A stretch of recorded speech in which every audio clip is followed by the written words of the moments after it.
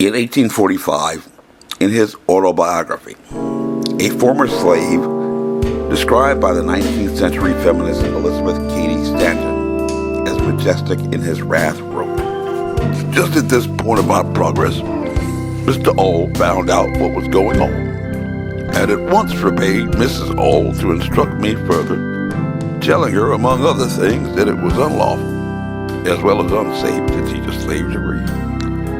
To use his own words, further, he said, if you give a nigger an inch, he will take an ell. A nigger should know nothing but to obey his master, to do as he is told to do. Learning would spoil the best nigger in the world. Now, said he, if you teach that nigger, speaking of myself, how to read, there would be no keeping him. It would forever unfit him to be a slave. He would at once become unmanageable and of no value to his master. As to himself, it could do him no good, but a great deal of harm. It would make him discontented and unhappy."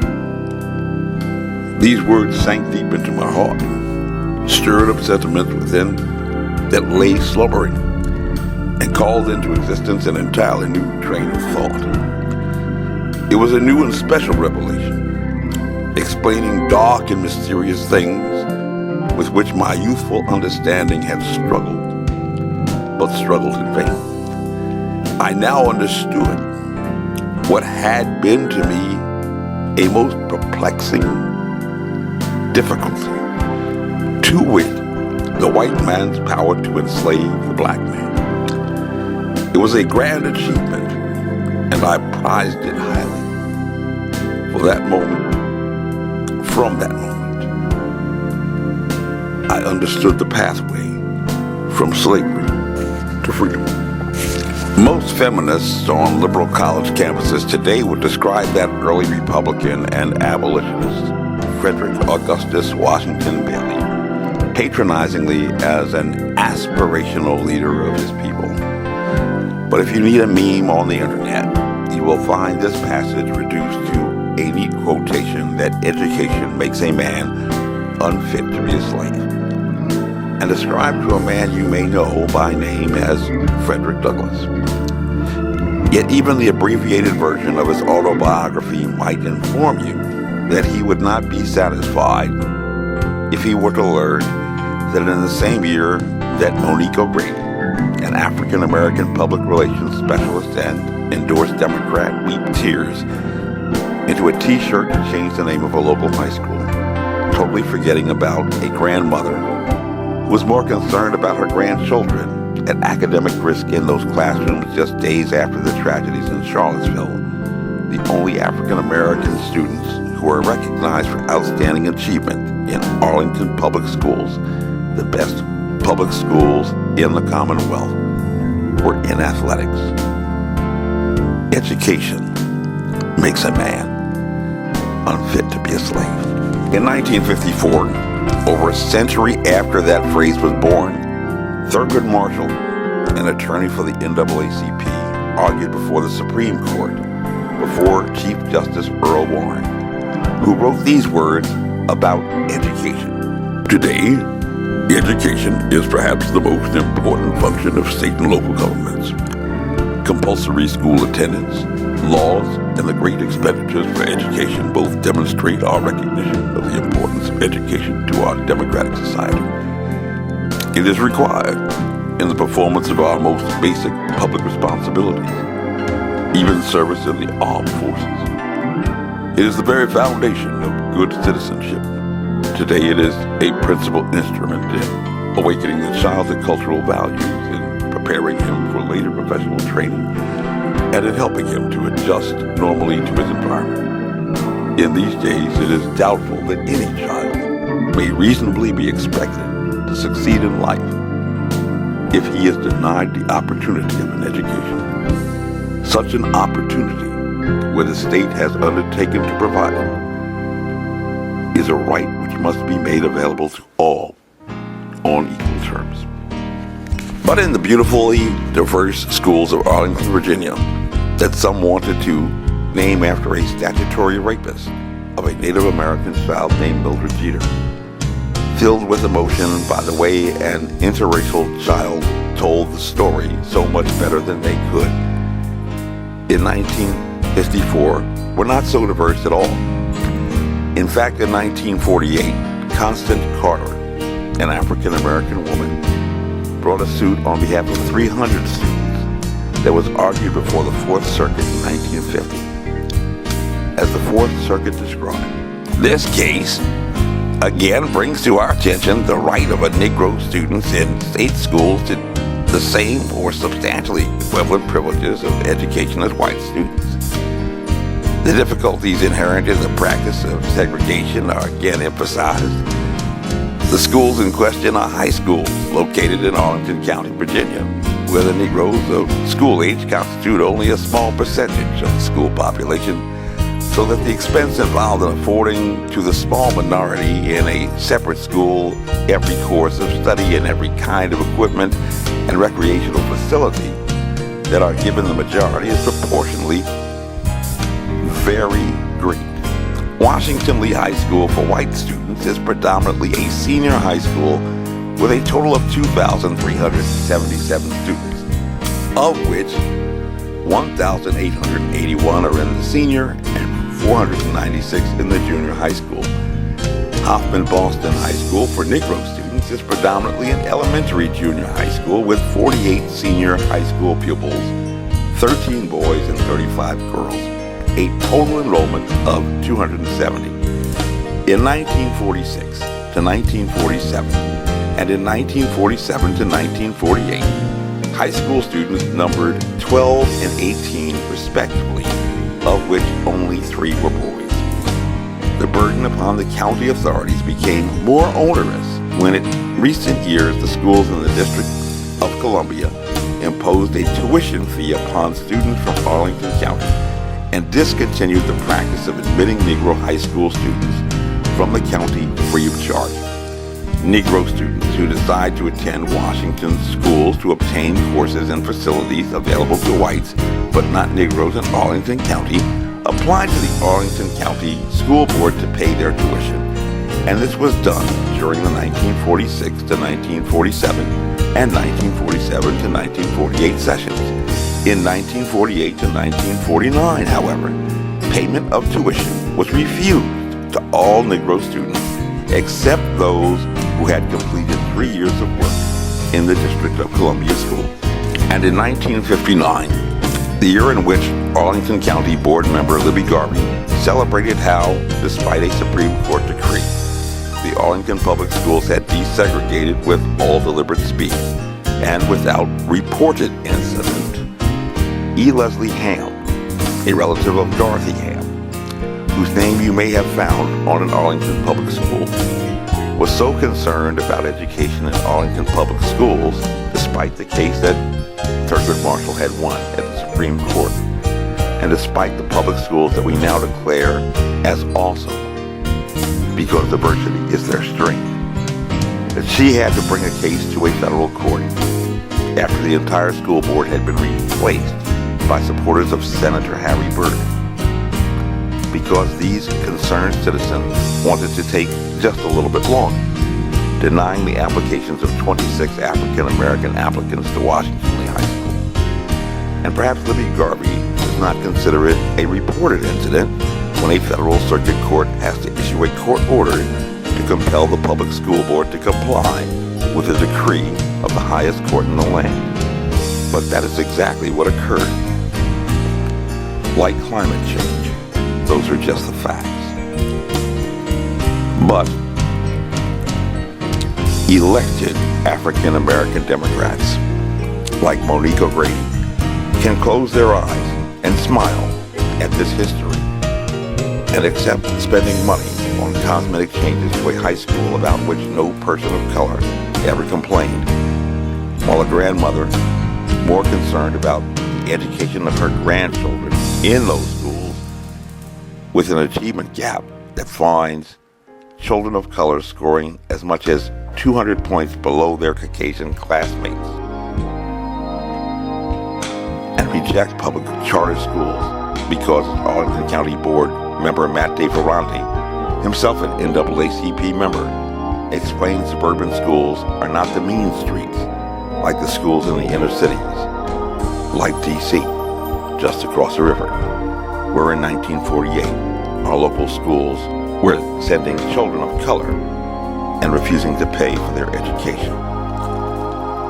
Monique O'Grady, who had claimed that she was undecided about the name change when she was seeking election, in a school district where the probability of a Democrat losing is as remote as missing the floor after falling from a chair, but was prepared with 2 speeches that she read to present the motion to adopt a renaming policy, as well as to change the name of Washington Lee High School. Monique O'Grady explained her rationale by stating that the history of General Robert E. Lee, a complex man, would be better taught in a classroom than by having it as a name of the school where children attended. Schools that somehow taught an interracial child that the Richard Loving story was a love story, but failed to mention that he met his wife when he was 17 and when she was only 11 years old, and that when that case was brought to court after their marriage, she already had a previous child before her pregnancy at age 18 caused her to elope with her husband in the nation's capital, prompting the famous case. Monique O'Grady was unconcerned about the complexity that would find her in a lavish new headquarters that was named after a descendant of a slave on the Arlington House plantation, where the Custis family tradition was to break the laws of Virginia and educate their slaves, and where General Lee served only as an executor on bereavement leave from the Army to ensure that the last will and testament of his wife's father was fulfilled, emancipating the slaves on that plantation before the Emancipation Proclamation. Unimportant, perhaps, was the history that caused people in Arlington to contest the land on the former plantation that was given to the Syphax family on the basis that there was no written record or deed for the property she had received, and that but not for Republican politicians, she would have lost that property almost as surely as the amnesty paperwork for General Lee, whose papers were not relocated until 1975 and granted effect by President Gerald Ford. And perhaps just as it is insignificant for the NAACP to address the achievement gap that plagues their children, or the comprehensive high school that has been proposed for them without any additional facilities, and only now find them giving lip service to complaints brought by Republicans years before.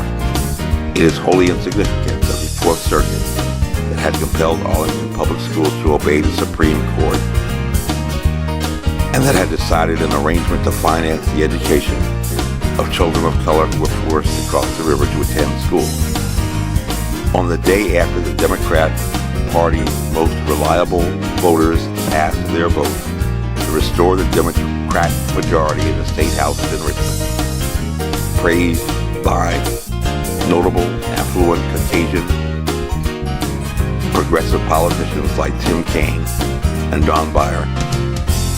That court effectively repealed the provision about which the African-American judge presiding over the Arlington County Circuit Courts had celebrated by going to a restaurant to purchase a hamburger, and about which he became inspired to pursue a career in the law so many years before.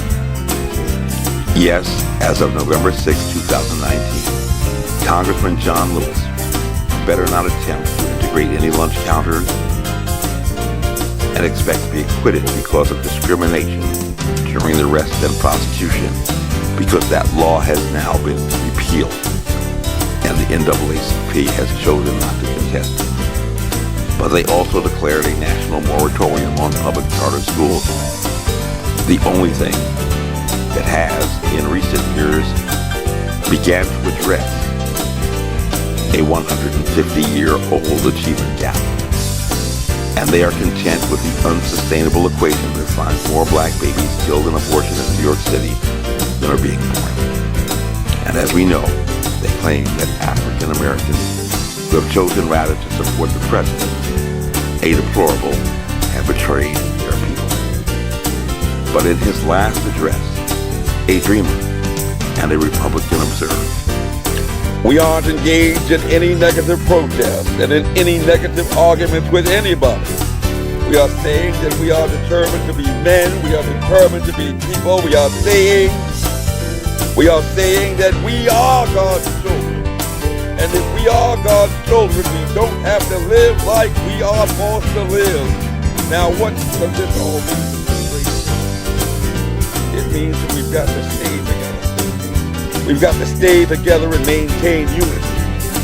You know, whenever Pharaoh wanted to prolong the period of slavery in Egypt, he had a favorite formula of doing it. What was it?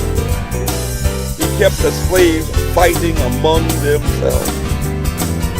But whenever the slaves get together, something happens in Pharaoh's court, and he cannot hold slaves in slavery. When the slaves get together, that's the beginning of getting out of slavery.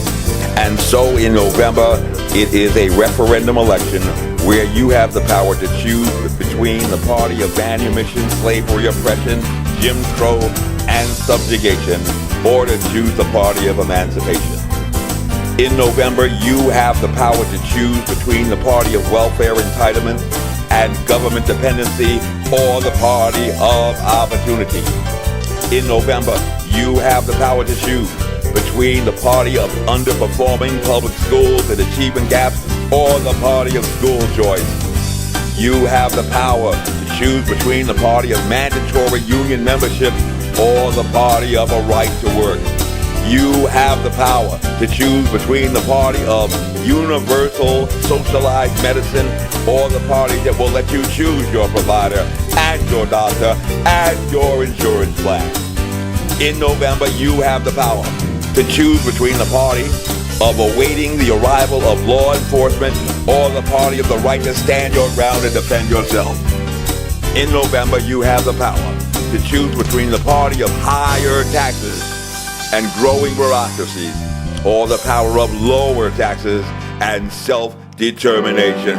It is your party and it is your choice. I am a Christian, a conservative, and a Republican, in that order. And I am not ashamed of the gospel. My name is Major Mike Webb, and I am running for U.S. Congress, not unmindful of the future, with liberty and excellence. Let's make America great again. Honest.